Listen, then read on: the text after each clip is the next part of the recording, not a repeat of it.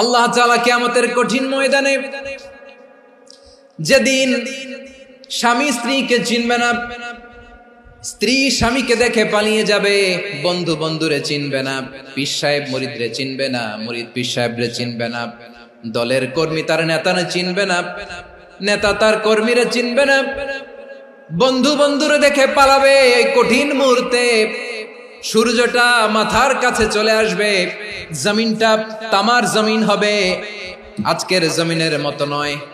মানুষ ঘর্মাক্ত, ক্লান্ত, শ্রান্ত মাথার মগজগুলো কানের ছিদ্র আর নাকের ছিদ্র দিয়ে বেয়ে বেয়ে পড়বে। বিশ্বনবী ফরমান, কিয়ামতের ওই কঠিন ময়দানে 7 শ্রেণীর ব্যক্তিকে রব্বুল আলামিন তার আরশের নিচে ছায়া দিবেন। তার মধ্যে প্রথম শ্রেণীর ব্যক্তি হলো ইমামুন আদিল, যে ইনসাফের সাথে বিচার করে, যে জাস্টিস সমাজে সার্ভ করে, যে সুশাসন নিশ্চিত করে, ওই ইমামুন আদিল। আদিল শব্দটা বুঝছেন না? ইন্নাল্লাহা ইয়া'মুরু বিল আদল, পাইছেন? আদিল। 7 শ্রেণীর ব্যক্তিকে আল্লাহ তাআলা সুশীতল আরশের নিচে ছায়া দিবেন, যেদিন তার দেয়া ছায়া ছাড়া কোনো ছায়া থাকবে না। এর প্রথম হচ্ছে ইমামুন আদিল, ন্যায়পরায়ণ শাসক। চিল্লায় বলেন সুবহানাল্লাহ। আবার বিশ্বনবী বললেন, ইন্নাল মুকসিতিনা ইনদাল্লাহি আলা মানাবিরা মিন নূর আন ইয়ামিনির রহমান। কিয়ামতের দিন যারা ন্যায় পরায়ণ হিসেবে আল্লাহর সামনে দাঁড়াবে, কিয়ামতের দিন রব্বুল আলামিন তার আরশের ডান দিকে ওই ন্যায় পরায়ণ লোকদের জন্য আরশের ডান দিকে একটা নূরের মিম্বারে তাদেরকে বসার সুযোগ করে দিবে। আল্লাহর আরশের ডান দিকে ন্যায় পরায়ণ লোকদের জন্য আল্লাহ তাআলা নূরের মিম্বার বানাবে। 4টে কেন কথা মনে করেছেন? আল আদাল, জাস্টিস। ইন্নাল্লাহা ইয়া'মুরু বিল আদল। আল্লাহ তাআলা এই আদালতের নির্দেশনা দেন, সুবিচার, সুশাসন। প্রিয় ভাইয়েরা, এটা আমরা বাংলাদেশে চাই কি চাই না? এই যে অরাজকতা, এই যে অন্যায়, এই যে জুলুম, এই যে ইনকনসিস্টেন্সি সমাজের অসঙ্গতির প্রধান কারণ জাস্টিস নাই, সুবিচার নাই, সুশাসন নাই। শেষবারের মতো আওয়াজ করে বলেন তো, আমরা বাংলাদেশে আদল চাই কি চাই না? তাহলে প্রথম নির্দেশনা শেষ। আল্লাহ তাআলা তোমাদেরকে আদলের আদেশ দেন। এরপরে আল্লাহ বললেন, আমি তোমাদেরকে ইহসানের আদেশ দেই। ইন্নাল্লাহা ইয়া'মুরু বিল আদলি ওয়াল ইহসান। আমি তোমাদেরকে যেমনি আদলের নির্দেশনা দেই, তেমনি ভাবে তোমাদেরকে ইহসানের নির্দেশনা দেই। ইহসান, আওয়াজ করে সবাই বলেন তো ইহসান। ইহসান মানে কারো প্রতি সফট হার্টেড হওয়া, মহানুভব হওয়া, অনুগ্রহ পরায়ণ হওয়া, অনুগ্রহশীল হওয়া, একে অপরের প্রতি দয়াদ্র হওয়া। একে অপরের প্রতি দয়াদ্র, অনুগ্রহশীল হওয়া ছাড়া মানবিক সমাজ কশিনকালেও গঠন করা সম্ভব না। প্রিয় ভাইয়েরা, সুন্দর আচরণ দিয়ে, ইহসান দিয়ে যা জয় করা যায়, নরম আচরণ দিয়ে যেটা অর্জন করা যায়, কঠোরতা দিয়ে সেটা পারা যায় না। বিষ্ণু ঈসা ইসলাম ইহসান দিয়ে, কোমল আচরণ দিয়ে, তার অনুগ্রহ দিয়ে তিনি অনেক কাফিরের হৃদয়কে জয় করে ফেলেছেন। সাইয়েদনা সুমামা ইবনে উসাল রাদিয়াল্লাহু তাআলা আনহুর কথা মনে পড়ে যায়। তিনি ছিলেন ইয়ামামার বাদশা। মদিনাতে বিশ্বনবীকে হত্যা করার নিয়তে এসেছিলেন। গোপনে গোপনে বিশ্বনবীকে হত্যা করে আবার ইয়ামামাতে তিনি ফিরে যাবেন। কিন্তু কি অবাক করা কাণ্ড, হত্যা করতে পারে নাই, সাহাবাদের হাতে তিনি ধরা পড়ে গেলেন। সাইয়েদনা সুমামা ইবনে উসাল রাদিয়াল্লাহু তাআলা আনহু হত্যার নিয়তে আসলেন, কিন্তু হত্যা করতে পারলেন না। সাহাবারা ওনাকে ধরে ফেললেন, ধরে মসজিদে নববীর পিলারের মধ্যে বেঁধে রাখলেন। সুমামা ইবনে উসাল, সিরাত থেকে শুনে, সিরাত থেকে শোনাচ্ছি, রাদিয়াল্লাহু তাআলা আনহু ইয়ামামার অধিপতি ছিলেন। বিশ্বনবীকে হত্যার জন্য আসছেন, ধরা পড়ে গেছেন, এখন মসজিদে নববীতে বেঁধে রাখছে, তার মানে বন্দী। এখন স্ট্যাটাস কি? বন্দী, ক্যাপটিভ। তো বিষ্ণু ঈসা ইসলাম সাহাবাদেরকে বললেন, তার খোঁজ খবর নিও, সুমামা ইবনে উসালের খোঁজ খবর নিও। সাহাবারা বলেন, ইয়া রাসূলুল্লাহ, আপনাকে হত্যা করতে এসেছে, তার তো কঠিন ক্যাপিটাল পানিশমেন্ট হওয়া দরকার, কঠিন শাস্তি হওয়া দরকার। বিশ্বনবী বললেন, না, আমি যেটা জানি তোমরা সেটা জানো না, তোমরা সুমামার সাথে ভালো আচরণ করো। বিশ্বনবী সুমামার কাছে গেলেন। প্রথম দিন যে তিনি কালেমার দাওয়াত দিলেন, ইমানের দাওয়াত দিলেন, ইসলামের দাওয়াত দিলেন, রিসালাতের দাওয়াত দিলেন, আখিরাতের দাওয়াত দিলেন। পরের দিন যে বিশ্বনবী সালাতের দাওয়াত দিলেন, যাকাতের দাওয়াত দিলেন, ইসলাম কি, কিভাবে, কেমন করে পালন করতে হয় চমৎকার আর্টিকুলেট করতে শুরু করলেন। তন্ময় হয়ে সুমামা ইবনে উসাল রাদিয়াল্লাহু তাআলা আনহু বিশ্বনবীর কথাগুলো শুনতে আরম্ভ করলো। একদিন নয়, 2 দিন নয়, টানা 3 দিন বিশ্বনবী সুমামার কাছে ইসলামকে প্রেজেন্ট করেছেন, উপস্থাপন করেছেন। আওয়াজ করে বলেন, কয় দিন? 3 দিন। 3 দিন মসজিদে নববীতে বাধা। আর সাহাবীদেরকে বললেন, তার খোঁজ খবর নিও, তোমরা যে রুটি বানাও এর মধ্যে সবচেয়ে ভালো আটার রুটিটা তারে দিও, সবচেয়ে রিফাইন্ড খেজুর, যেটা পিওর খেজুর, এটা তারে দিও। আর বিশ্বনবী নিজের উট থেকে দুধ দহন করে ওনার বাড়ির এক কর্মচারীকে বলেছেন, দুধ দহন করে সুমামার জন্য নিয়ে যেও। সুবহানাল্লাহ পড়বেন না? সবাই তো অবাক, ইয়ামামা থেকে আসছে নবীকে হত্যা করতে, বিশ্বনবী দেখে তারে জামাই আদর করে।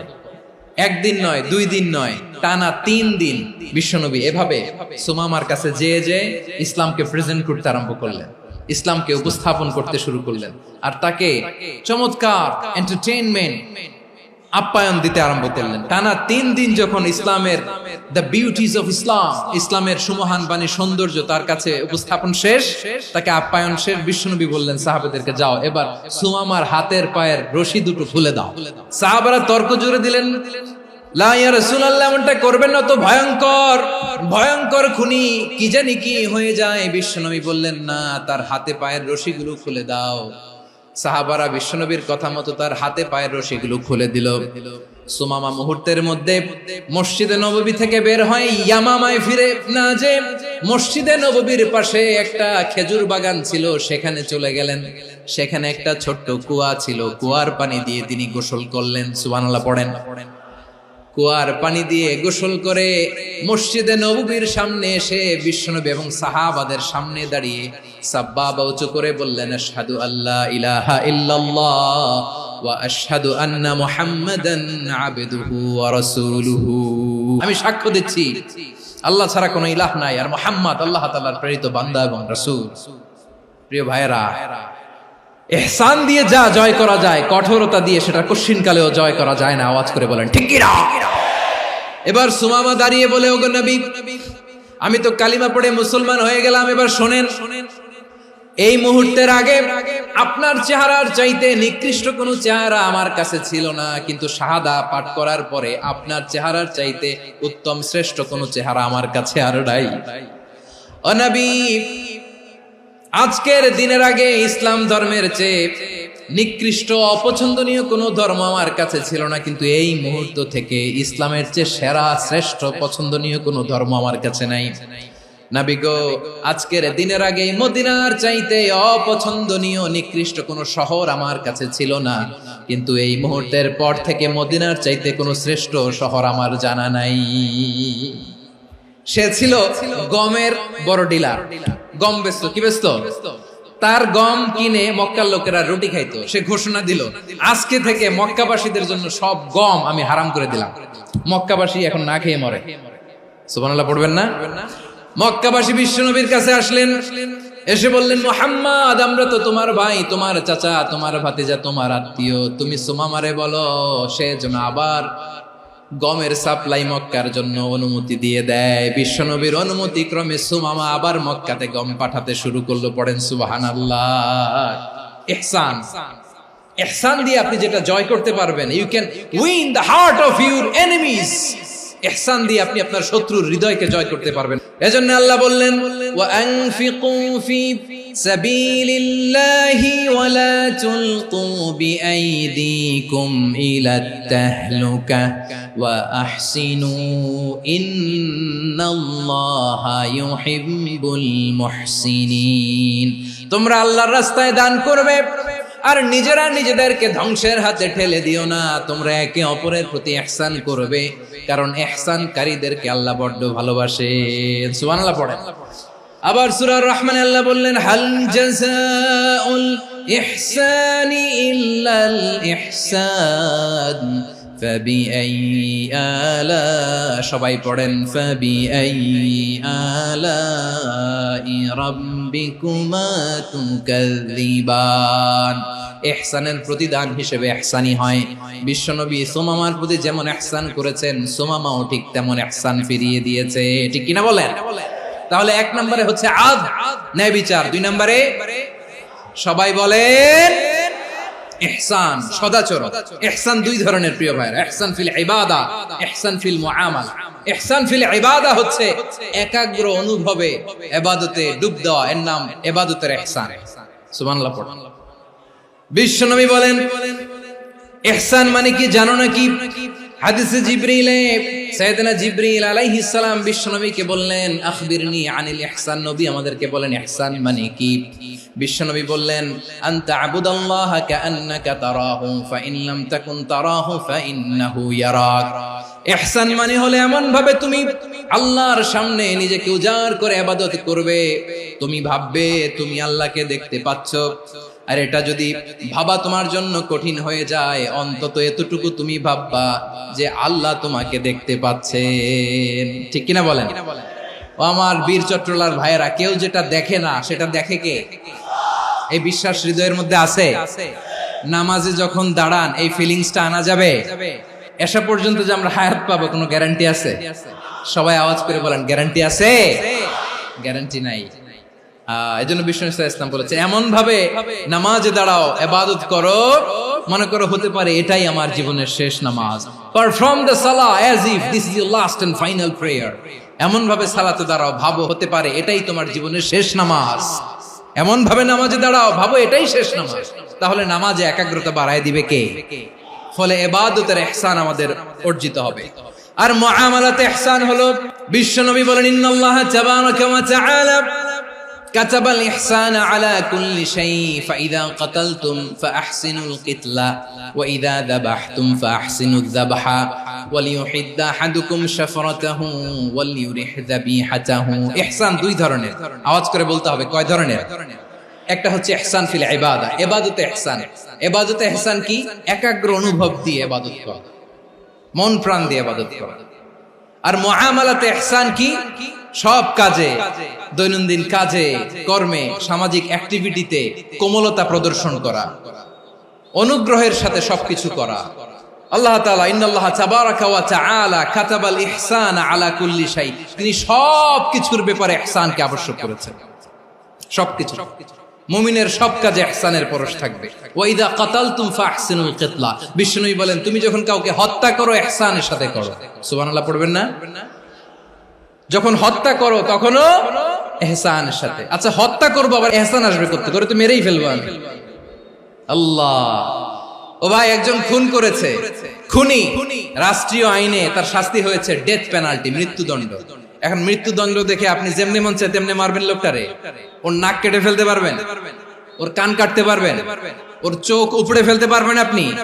যেমন মন চায় তার অঙ্গহানি করা যাবে না। ইহসানের সাথে তাকে হত্যা করো। সুবহানাল্লাহ, this is Islam, this is the true essence of Islam. ওয়া ইযা যাবাহতুম ফাহসিনুয যাবহা, যখন জবাই করবে তখনও ইহসানের সাথে জবাই করবে।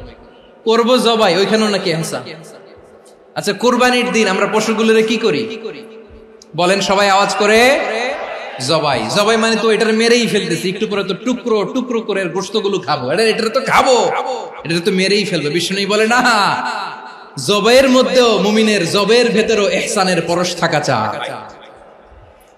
যখন জবাই করবে প্রাণীটাকে হাত পা টাইট করে বেঁধে নাও, ছুরিটাকে শার্পেন করে নাও, ধারালো করে নাও, যাতে অল্প সময়ে জবাইটা হয়ে যায়, প্রাণীটা যাতে কম কষ্ট পায়। সুবহানাল্লাহ পড়ে। দিস ইজ কল্ড ইহসান। আল্লাহ তাআলা যেমনি আদলের আদেশ করেছেন, ন্যায় বিচার, জাস্টিস এনশিওর করতে বলেছেন, সমাজে ইহসানের ব্যবহার, ইহসানের অনুশীলন তিনি করতে বলেছেন। এজন্য মুমিনের প্রতিটি কাজে, আমার চট্টগ্রামের ভাইয়েরা আমার দিকে তাকান, খেয়াল করে শুনুন, মুমিন জীবনের প্রতিটি কাজে ইহসানের পরশ থাকা চাই। আমরা যেন আমাদের পরিবারের প্রতি ইহসান করি, আমরা যেন আমাদের কর্মচারীদের প্রতি ইহসান করি, আমরা যেন আমাদের কলিগদের প্রতি ইহসান করি, আমরা যেন আমাদের ভাইদের প্রতি ইহসান করি। মুমিন জীবনের প্রতি কাজে ইহসানের পরশ থাকার দরকার আছে না নাই? কথা বুঝতে পেরেছেন? তাহলে আল্লাহ তাআলার তিনটা আদেশ ছিল, কয়টা গেল? প্রথমে কি ছিল?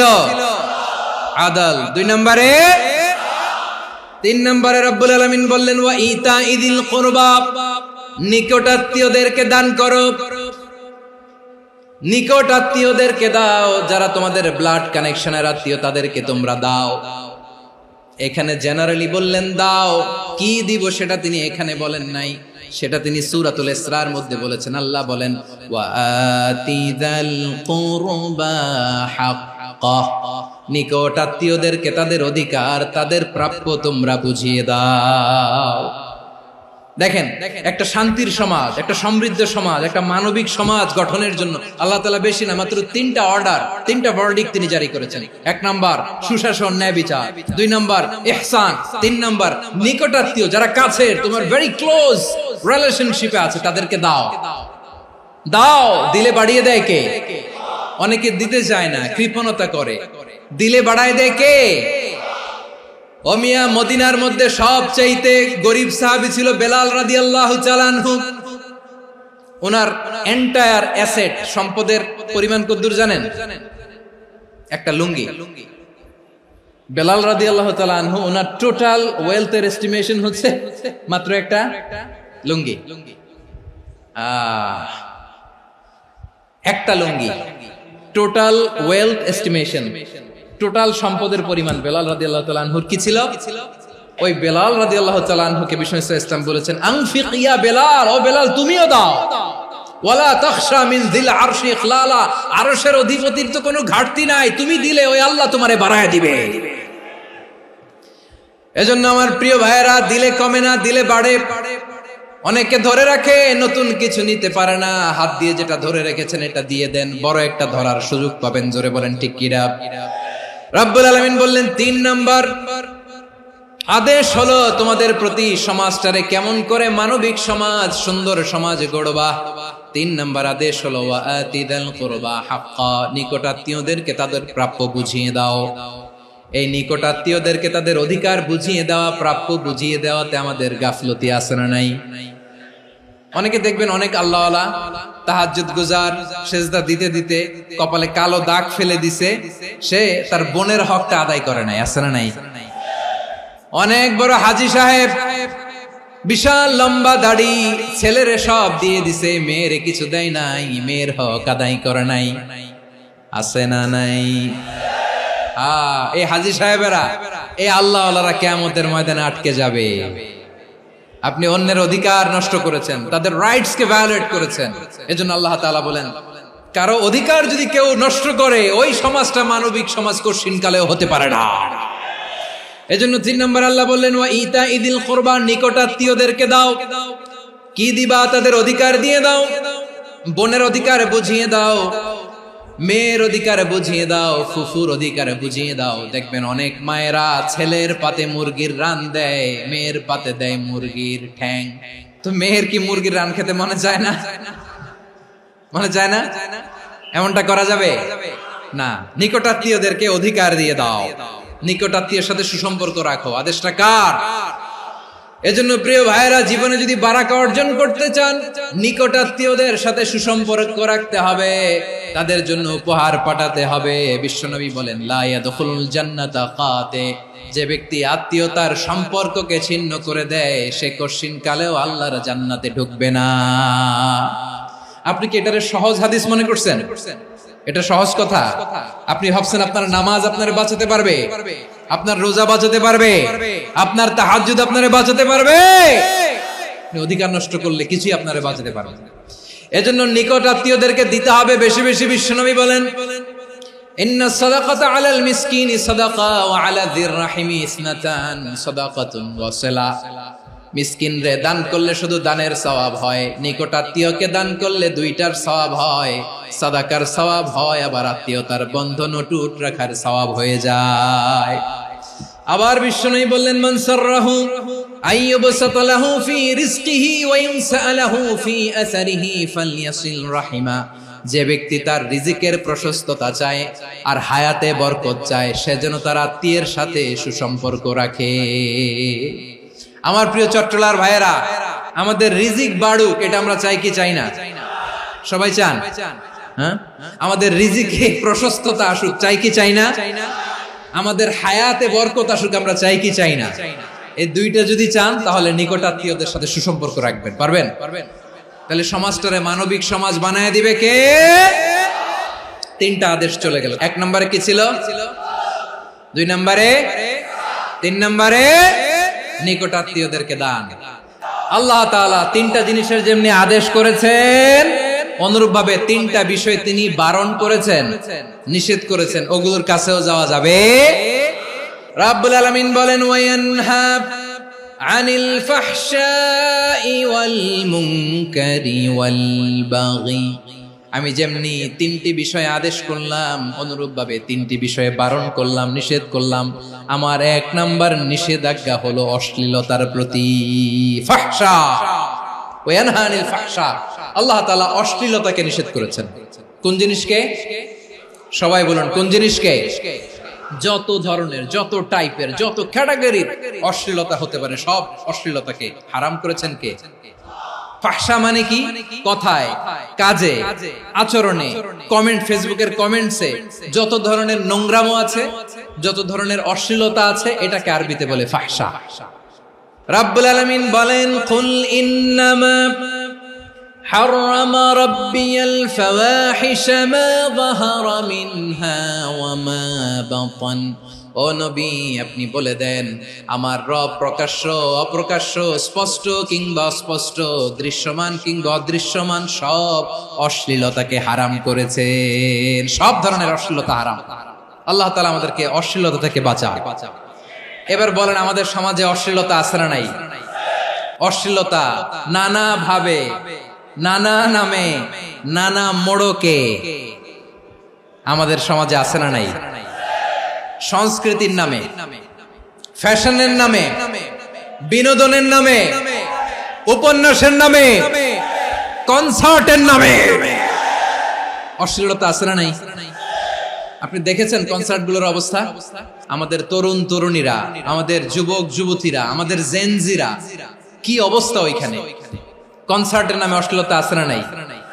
ছেলে মেয়ে একে অপরকে জড়ায় ধরতেছে, একে অপরকে চুমু খাচ্ছে, প্রকাশ্যে, দিবালোকে, গণমানুষের সামনে। আল্লাহ তাআলা এই অশ্লীলতা থেকে আমাদেরকে বেঁচে থাকতে বলেছেন। রূপালী জগতের নামে অশ্লীলতা আছে না নাই? এই টার্মটা আপনারা জানেন না? রূপালী জগৎ কি জগৎ? আসলে কি রূপালী জগৎ না অন্ধকার জগৎ? আমার বোনেরা, আপনাদেরকে যে কি বলে তারা বুঝায়, রূপালী জগৎ শুনেই আপনি ভরকে যাবেন না। রূপালী জগতে যে নারী যত বেশি উলঙ্গ, সে নাকি তত বেশি সাহসী। জানেন? বলে এটা একটা সাহসী নারী, খুব সাহসী পদক্ষেপ তার। যত বেশি শরীর থেকে কাপড় নামাতে পারবে, যত বেশি বস্ত্রহীন হয়ে নিজেকে প্রেজেন্ট করতে পারবে, সে নাকি তত বেশি সাহসী। আমার চট্টলার ভাইয়েরা, শয়তানের প্রথমে এজেন্ডা ছিল বনি আদমকে বস্ত্রহীন করা। সে আদম এবং হাওয়া আলাইহিস সালামকে নিষিদ্ধ গাছের ফল খাইয়ে তাদেরকে বস্ত্রহীন করেছে।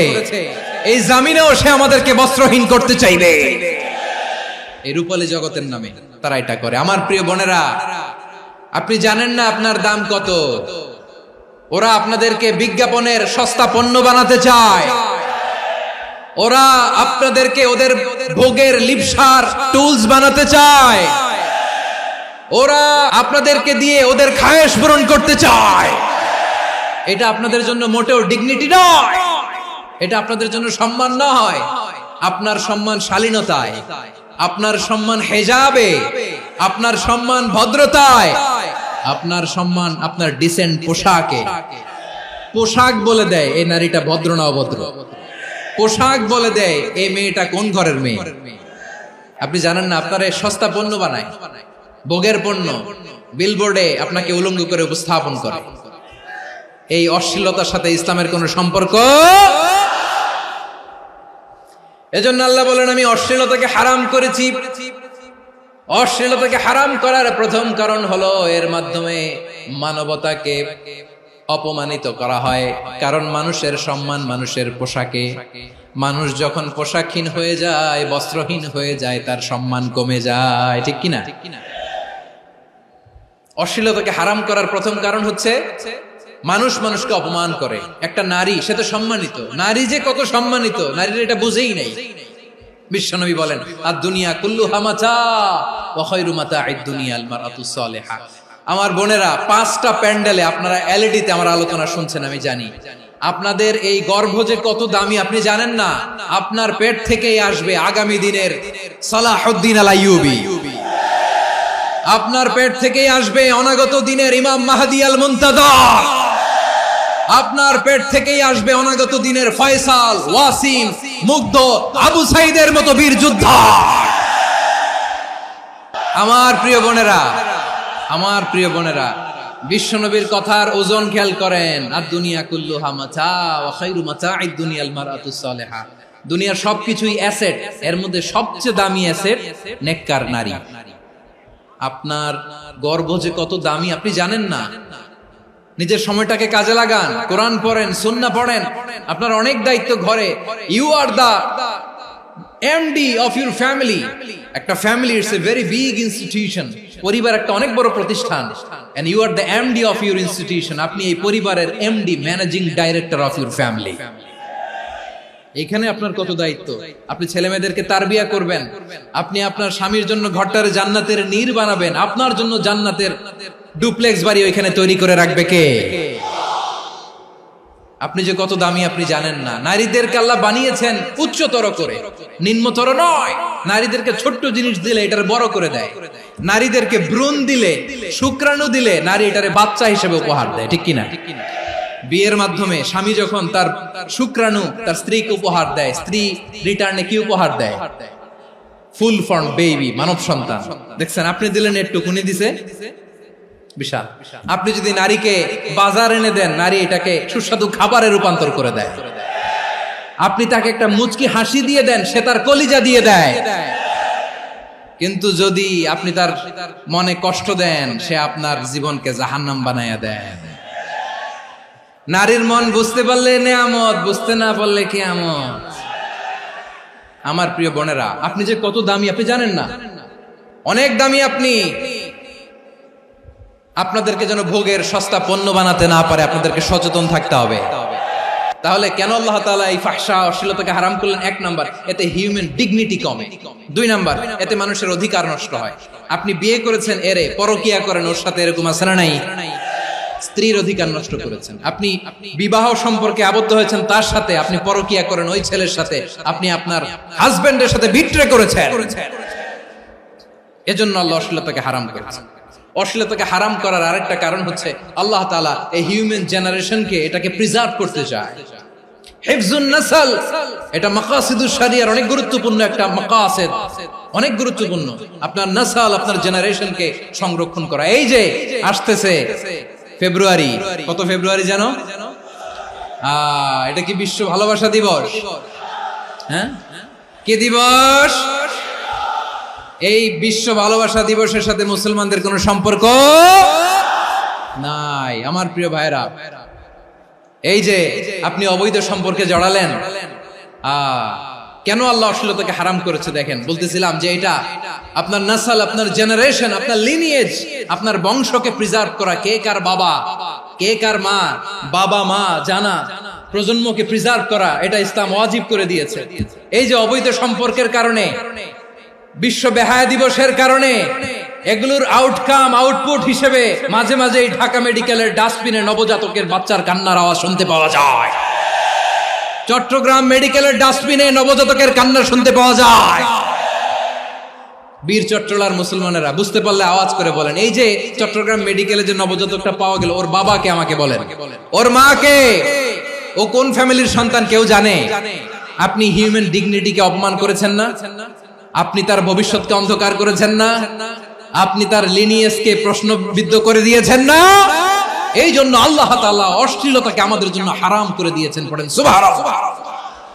এই জন্য রাব্বুল আলামিন বলেন, কুল ইন্নামা হারামা রাব্বিয়াল ফাওয়াহিশা মা যাহারা মিনহা ওয়া মা বাতান।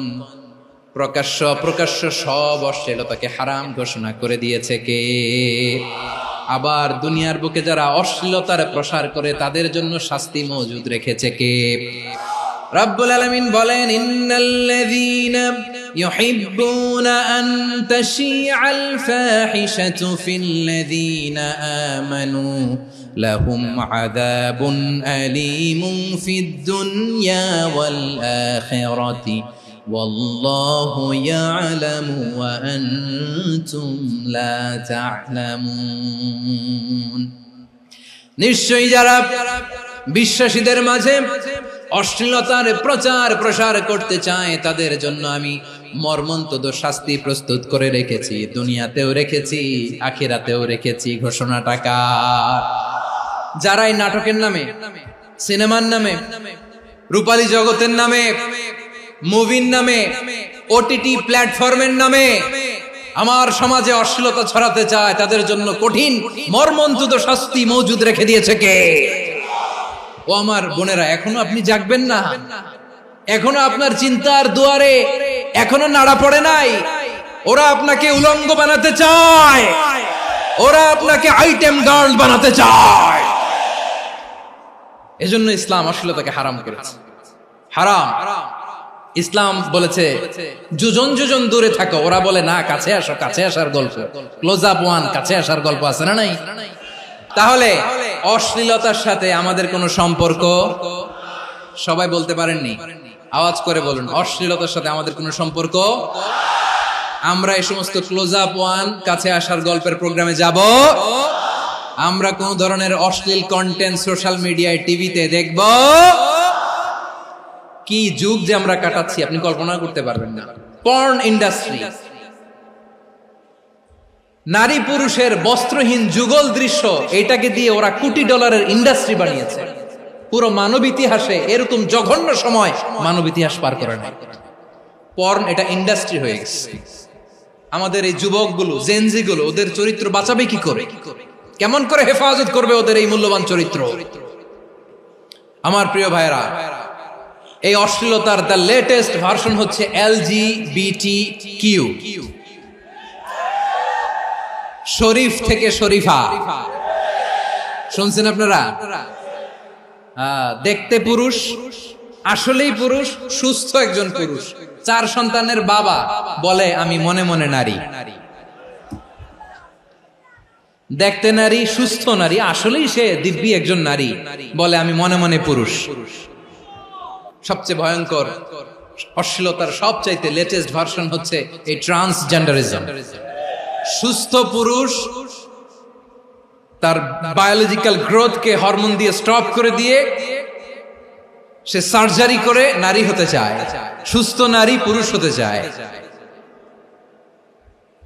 পুরুষ পুরুষের প্রতি সেক্সুয়ালি আকর্ষণ বোধ করে, এটা লূত আলাইহিস সালামের কওমের মধ্যে ছিল। এটাকে আল্লাহ কোরআনে ফাহিশা বলেছেন।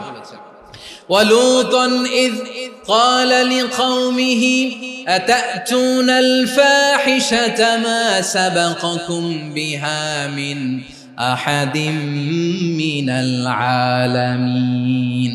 লূত আলাইহিস সালাম বললেন, তোমরা কি এমন এক অশ্লীল কার্যক্রমে ডুব দিলে নাকি যেটা গোটা বিশ্বের কেউ কখনো করে নাই, তোমরাই প্রথম করেছো? পড়েন নাউযুবিল্লাহ। এই পশ্চিমের এই রোগ আমার দেশে যেন আসতে না পারে, আমাদের সজাগ থাকতে হবে। প্রিয় ভাইরা, চিল্লায় বলেন ঠিক কি না? পশ্চিমের অবস্থা ভয়ঙ্কর। পাশ্চাত্যে, আমি যুক্তরাষ্ট্রে ছিলাম অনেকদিন, কয়েক মাস, বিভিন্ন স্টেটে ঘুরেছি। গার্ডিয়ানরা উদ্বিগ্ন, ছেলে মেয়েদেরকে, ছোট্ট ছেলে মেয়ে, ওদেরকে জিজ্ঞেস করে, তুমি how do you feel right now inside yourself? তুমি ভিতরে ভিতরে কেমন ফিল করো? তোমার কি ছেলে ছেলে লাগে না মেয়ে মেয়ে লাগে? আচ্ছা বলেন, এই ছোট্ট বাচ্চাটাও কি এগুলো জেন্ডার অ্যাসাইনমেন্ট বলতে এগুলো কিছু বুঝে? এইভাবে মিসগাইড করা হচ্ছে। কৌতূহল বশত ছোট্ট ছেলে যদি বলে আমার তো মেয়ে মেয়ে লাগে, তখন বলে যে না তুমি মেয়ে, ছেলে না। মা বাবা বাধা দিলে ওকে আলাদা গভর্নমেন্ট হাউসে নিয়ে যায়। ভয়ঙ্করতম অবস্থা। আমরা একটা সময় শুনতাম যে হুজুর আমার ছেলেটা খুব ভালো, হাফেজে কোরআন, আল্লাহওয়ালা। হুজুর আমার ছেলে দাড়ি রাখছে, আল্লাহওয়ালা। হুজুর আমার ছেলে 5 ওয়াক্ত সালাত জামাতের সাথে পড়ে, তার মানে আল্লাহওয়ালা। পশ্চিমে যে আমি কি শুনছি জানেন? ওরা বলে হুজুর আমার ছেলেটা ইউনিভার্সিটির একটা মেয়ের সাথে প্রেম করে, ও খুব আল্লাহওয়ালা, হুজুর দোয়া করবেন। এর কারণ ওদের কাছে আল্লাহওয়ালার ক্রাইটেরিয়া হচ্ছে, হুজুর আমার ছেলেটা আরেক ছেলের পছন্দ করে নাই, আমার মেয়েটা আরেক মেয়েকে ভালোবাসে নাই, এজন্য আমার ছেলেটা আল্লাহওয়ালা, হুজুর ওর জন্য একটু দোয়া করে দিয়ে। কি চ্যালেঞ্জ ওরা ফেস করতেছে। ওনার ছেলে যে আরেক ছেলেরে বিয়ে করবে না, এটাতেই উনি খুশি যে আলহামদুলিল্লাহ আমার ছেলেটা একটা মেয়েরে ভালোবাসে, আমার মেয়েটা একটা ছেলেরে ভালোবাসে, মানে এটা খুব আল্লাহওয়ালা। নাউজুবিল্লাহ পড়তে পারলেন না? এজন্য অশ্লীলতার সাথে আমাদের কোন সম্পর্ক। রাব্বুল আলামিন বলেন ওয়ায়ানহা আনিল ফাহশাই ওয়াল মুনকারি ওয়াল বাগি, তিনটা জিনিসকে আমি নিষিদ্ধ করলাম। এক নাম্বার হলো ফাহশা, অশ্লীলতা। দুই নম্বরে হলো মুনকার, সমস্ত মন্দ কাজ। মুনকার মানে হচ্ছে যত মন্দ কাজ, খারাপ কাজ, বাজে কাজ, এটার বলে মুনকার। এটার কি বলে? আপনারা পড়ছেন না, তা'মুরুনা বিল মা'রুফি ওয়া তানহাউনা আনিল মুনকার। সৎ কাজের আদেশ, অসৎ কাজের নিষেধ। মুনকার, মুনকার হচ্ছে মানুষের স্বাভাবিক বিবেকবোধ যেটাকে খারাপ বলে, ওইটাই মুনকার। পৃথিবীর সব আসমানি গ্রন্থ যেটাকে খারাপ বলেছে, মানুষের স্বাভাবিক বিবেকবোধ যেটাকে খারাপ বলেছে, এগুলো সব মুনকার। যেমন ইফতিজিং, এটা কি ভালো না খারাপ? মজুদদারি, খাদ্যে ভেজাল দেওয়া, ওজনে কম দেওয়া, মাছে ফরমালিন মিশানো, চাঁদাবাজি, টেন্ডারবাজি, দখলবাজি, এগুলো আমাদের স্বাভাবিক বিবেকেই বলে এগুলো খারাপ, এগুলো হচ্ছে মুনকার। আল্লাহ তাআলা এই মুনকার থেকে আমাদেরকে বেঁচে থাকতে বলেন, আর শয়তান এই মুনকারের প্রতি আমাদেরকে উদ্বুদ্ধ করে। আল্লাহ তাআলা বললেন, ইয়া আইয়ুহাল্লাযীনা আমানু লা তাত্তাবিউ খুতুওয়াতিশ শাইতান ওয়া মান ইয়াত্তাবি' খুতুওয়াতিশ শাইতানি ফাইন্নাহু ইয়া'মুরু বিল ফাহশাই ওয়াল মুনকার। আল্লাহ বললেন, আমার গোলামেরা শোনো শোনো, ও আমার বিশ্বাসী বান্দারা খবরদার, তোমরা কশিনকালেও শয়তানের পদাঙ্ক অনুসরণ করবে না, কারণ শয়তান তোমাদেরকে অশ্লীলতা এবং মন্দ কাজের দিকে উদ্বুদ্ধ করে। আমাদের কাজ হচ্ছে শয়তান আমাদেরকে যেদিকে নিতে চায় আমরা তার উল্টা দিকে যাব। শয়তান এই মন্দ কাজকে আমাদের কাছে বিউটিফাই করে, চাকচিক্যময় করে আমাদের সামনে উপস্থাপন করে। এজন্য আল্লাহ বলেন মুনকারকে থামাতে হবে, মুনকার প্রতিরোধ করতে হবে। মুনকার প্রতিরোধের দায়িত্ব শুধু আমাদের নাকি? শুধু আপনার খতিব সাহেবের, ইমাম সাহেবের, নাকি মুসলিম উম্মার সবার? আওয়াজ করে বলুন, মুনকার অসৎ কাজ প্রতিরোধের দায়িত্ব কার? রাব্বুল আলামিন বলেন, কুনতুম খায়রা উম্মাতিন উখরিজাত লিন-নাসি তা'মুরুনা বিল মা'রুফি ওয়া তানহাউনা আনিল মুনকার। তোমাদেরকে শ্রেষ্ঠ জাতি করে জমিনের মধ্যে আবির্ভূত করা হয়েছে, যাতে করে তোমরা জমিনের ভেতরে সৎ কাজের আদেশ করতে পারো আর অসৎ কাজের নিষেধ করতে পারো। উম্মাহ, কুনতুম খায়রা, তাহলে গোটা উম্মার দায়িত্ব, এটা বুঝতে পারছেন তো? আচ্ছা, আরো নিচে আসেন।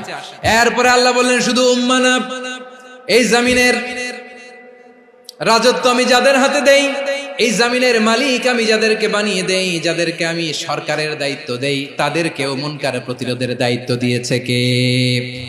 আল্লাহ বলেন, যারা ক্ষমতার মসনদে বসেছে তাদেরকে 4 দফা কর্মসূচি আমি আল্লাহ দিলাম। আওয়াজ করে বলেন, কয় দফা? আল্লাহ বলেন, আল্লাযীনা ইম্মাক্কান্নাহুম ফিল আরদি আকামুস সালাতা ওয়া আতাউয যাকাতা ওয়া আমারু বিল মা'রুফি ওয়া নাহাউ আনিল মুনকার ওয়ালিল্লাহি আকিবাতুল উমুর। যারা এই জমিনের উত্তরাধিকার হয়েছে তারা 4 দফা কর্মসূচি নিয়ে সামনে আগাবা। সালাত কায়েম করবা, যাকাত আদায় করবা, সৎ কাজের আদেশ দিবা, অসৎ কাজ থেকে মুনকার প্রতিরোধ করবা। আদেশটা কার? আমার প্রিয় চট্টলার ভাইরা, পুরো উম্মার দায়িত্ব মুনকার প্রতিরোধ করা, সরকার প্রধানের দায়িত্ব মুনকার প্রতিরোধ করা। এরপর আল্লাহ বলেন, প্রতিটা ফ্যামিলির যিনি প্রধান সিইও বাবা, প্রত্যেক বাবারও দায়িত্ব এই মুনকার প্রতিরোধ করা। আওয়াজ করে বলেন ঠিক কি না? যেমনটি সাইয়েদনা লুকমান আলাইহিস সালাম ওনার কলিজার টুকরা সন্তানকে আদেশ করেছেন, ইয়া বুনাইয়া আকিমিস সালাতা ওয়া'মুর বিল মা'রুফি ওয়ানহা আনিল মুনকার। পড়েন সুবহানাল্লাহ। বাবা ছেলেকে সবক দিচ্ছে। লোকমান আলাইহিস সালাম ছেলেকে বলতেছে, ওরে আমার কলিজার টুকরা সন্তান, ওরে আমার বাছা, নামাজ কায়েম করবা, সৎ কাজের আদেশ দিবা, আর মুনকার প্রতিরোধ করবা, অসৎ কাজ, সমাজ থেকে খারাপ কাজকে ঝেঁটে বিদায় করে দিবা। তাহলে দেখেন আমি স্টেপ বাই স্টেপ নামলাম। পুরা উম্মার দায়িত্ব, জমিনের উত্তরাধিকারী আল্লাহ যাদেরকে বানিয়েছেন সরকার, তাদের দায়িত্ব, প্রতিটি ফ্যামিলির প্রধানের দায়িত্ব, এরপরে বিশ্বনবী বলেন সচেতন প্রতিটি মুসলিমের দায়িত্ব সমাজ থেকে মুনকারকে উৎখাত করা। বিশ্বনবী বলেছেন, মান রাআ মিনকুম মুনকারান ফালিয়ুগাইয়িরহু বিয়াদিহি ফাইন লাম ইয়াস্তাতি ফাবিলিসানিহি ওয়া ইন লাম ইয়াস্তাতি ফাবিকলবিহি ওয়া যালিকা আযআফুল ঈমান। সমাজে যে মুনকার দেখবে, খারাপ কাজ দেখবে, সে যেন হাত দিয়ে সেটাকে থামায়। আমার প্রিয় ভাইরা, না থামালে আমরাই ডুববো শেষমেশ। আমাদের বাঁচার জন্য হইলেও থামাইতে হবে। রব্বুল আলামিন বলেন, ওয়াত্তাকু ফিতনাতাল লা তুসিবান্নাল্লাযীনা যালামু মিনকুম খাসসা। ও আমার গোলামেরা, ওই আযাবকে ভয় করো যে আযাব যখন আমি জমিনের বুকে পাঠাই শুধু জালেমদেরকেই মারি না, আলেমদেরকেও মারি। আযাব যখন আসে তখন শুধু জালিমই মরে না, আলেমও মরে। জানেন মুসা আলাইহিস সালামের পায়ে একবার লাল পিঁপড়া, তো উনি রেগে মেগে পাশি দেখে লাল পিঁপড়ার বাসা, পা দিয়ে ডলে মুছে সবগুলো পিঁপড়া মেরে ফেলছে। এই ঘটনাটা আল্লাহ ঘটিয়েছেন। এজন্য মুসা আলাইহিস সালাম ছিলেন কালিমুল্লাহ, সরাসরি আল্লাহর সাথে কথা বলতেন। তিনি আল্লাহকে জিজ্ঞেস করেছিলেন, আল্লাহ তুমি যখন কোন জনপদে আযাব পাঠাও, শাস্তি দাও, ওখানকার শুধু জালেমরাই তো মরে না, ভালো মানুষগুলাও মরে, তো আযাব দিবা মুশরিকদের উপর দিবা, অবাধ্যদের উপর দিবা, ভালো মানুষগুলোরে মারো কেন? আল্লাহ বললেন, মুসা তোমার যে কামড় দিছিল পায়ের মধ্যে পিঁপড়া, কয়টা পিঁপড়া? একটা পিঁপড়া, তো সবগুলারে মারলা কেন? রেগে মেগে পুরো পিঁপড়ার বাসা ভেঙে মেসাকার করলা কেন? আমি যখন অ্যাকশনে যাই, আমি যখন শাস্তি দেই, তখন এত বাস বিচার করা হয় না, বাস বিচার করা যায় না। যখন অ্যাকশনে যাওয়া হয় ওইটা ডাইরেক্ট অ্যাকশন হয়ে যায়। চিল্লায় বলো ঠিক কি না? এজন্য আমাদের বাঁচার জন্য হলেও এই পাপ থামাতে হবে, এই শয়তানের অট্টহাসি থামাতে হবে, অন্যায় অপরাধ সমাজ থেকে আমাদের থামাতে হবে। কারণ আযাব আসলে ওরাও মরবে, আমরাও মরব। একটা জাহাজ 2 তলা, আপনি আছেন 2য় তলায়। নিচের তলার কিছু লোক জাহাজের তলা ছিদ্র করতে আরম্ভ করছে। কি ছিদ্র করতেছে? আচ্ছা, জাহাজের তলা ছিদ্র করলে তলা দিয়ে কি ঢুকে? এখন আপনি যদি বলেন আমার কি, আমি তো 2 তলায়, আমি তো ভালো আছি, ওরা ছিদ্র করে ওরা মরবে। আসলে কি শুধু ওরা মরবে? তলা দিয়ে যখন পানি ঢুকবে, জাহাজ ঢুকলে আপনিও মরবেন। এজন্য নিজে মরার আগে ওই পাগলগুলোর নিচতলায় যে থামাতে হবে। চিল্লায় বলেন ঠিক কি না? এজন্য আল্লাহ বললেন, মুনকার প্রতিরোধের দায়িত্ব সমাজের টপ টু বটম সবার। এজন্য মুনকার প্রতিরোধ করার দরকার আছে না নাই? সমাজে এই যে ইফটিজিং হয়, আপনার বোনের বয়সী একটা মেয়েকে কিছু বখাটে টিটকারি করে, এই বলে সেই বলে, নোংরা কথা বলে, রাস্তায় দেখেও আপনি পাশ দিয়ে না দেখার মতো চলে যান কেন? আপনি দাঁড়ান না কেন? আপনি দাঁড়ালেই তো থেমে যাবে, কারণ সত্যের যে শক্তি তার সামনে মিথ্যা মুখ থুবড়ে পড়ে। আপনার সামনে ও কিছুই না, নাথিং। আপনি দাঁড়ান, ওকে প্রশ্ন করেন যে আমার বোনকে তুমি ডিস্টার্ব করো কেন? আপনাকে দেখে আরো 5 জন দাঁড়াবে, 5 জনকে দেখে আরো 10 জন দাঁড়াবে।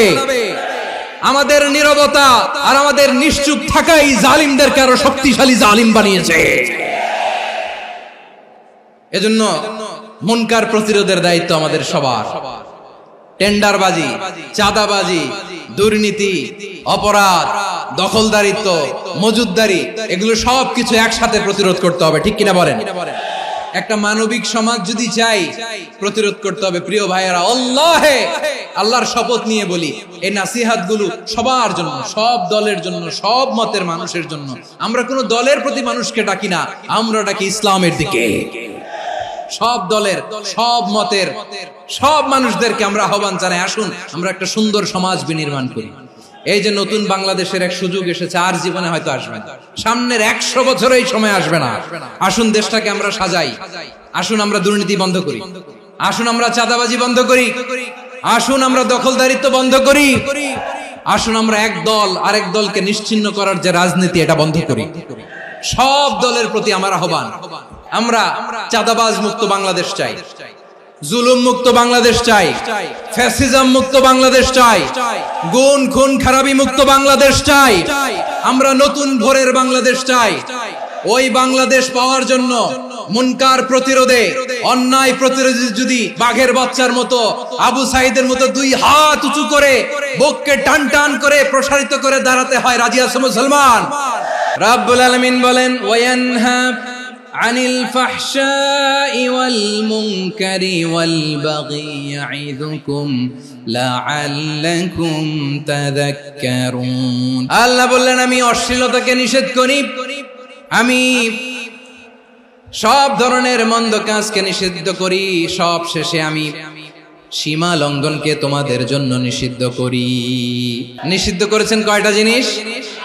1 নম্বরে অশ্লীলতা, 2 নম্বরে মুনকার তথা সব মন্দ কাজ, 3 নম্বরে আল বাগি সীমা লঙ্ঘন, ক্রসিং দ্য লিমিট। সীমা লঙ্ঘন করা ভালো না। We all should know our limits. চিল্লায় বলেন ঠিক কিনা? একই আয়াতে আল্লাহ বললেন, কুল ইন্নামা হারামা রাব্বিয়াল ফাওয়াহিশা মা যাহারা মিনহা ওয়া মা বাতানা ওয়াল ইসমা ওয়াল বাগিয়া বিগাইরিল হক। অন্যায় ভাবে যে অবাধ্য হয়, যে সীমা লঙ্ঘন করে, তাদেরকেও আমি এটা হারাম করে দিলাম। সীমা লঙ্ঘন করা হারাম। আল্লাহ বারবার বারবার আমাদেরকে ওয়ার্নিং দেয়। যখন আমরা থামি না তখন আল্লাহ ধরে, আর যখন ধরে তখন ছাড়ে না। ধরে ধরে ধরে না, ধরলে আল্লাহ। ফেরাউনকে কিন্তু হুট করে ধরে নাই, আপনারা জানেন 9 বার ওয়ার্নিং দিয়েছে। ফেরাউনকে আল্লাহ তাআলা ওয়ার্নিং দিয়েছিল কয়বার? রাব্বুল আলামিন বলেন, ওয়ালাকাদ আতাইনা মূসা 9 আয়াতিন বাইয়িনাত। 9টা মুআজিজা দেখিয়েছি, 1 2 3 বারবার এইভাবে রিমাইন্ডার, ওইভাবে রিমাইন্ডার, এইভাবে নসিহত, ওইভাবে দাওয়া। ফাকুলা লাহু কাওলান লাইয়িনা, নরম করে বলো, সফট করে বলো, যত ওয়ে হতে পারে দাওয়া মেথডোলজি। মুসা আলাইহিস সালামের সব অ্যাপ্লাই শেষ, 10ম বারে যে আল্লাহ ধরছে। 10ম বারে যে ধরেছে। এজন্য আল্লাহ বলেন, আমি সীমা লঙ্ঘনকে পছন্দ করি না। কোরআনের অন্য আয়াতে বাগীকে বলা হয়েছে আল ইতিদা। সীমা লঙ্ঘন যারা করে তাদেরকে আল্লাহ বলেছেন মুতাদিন।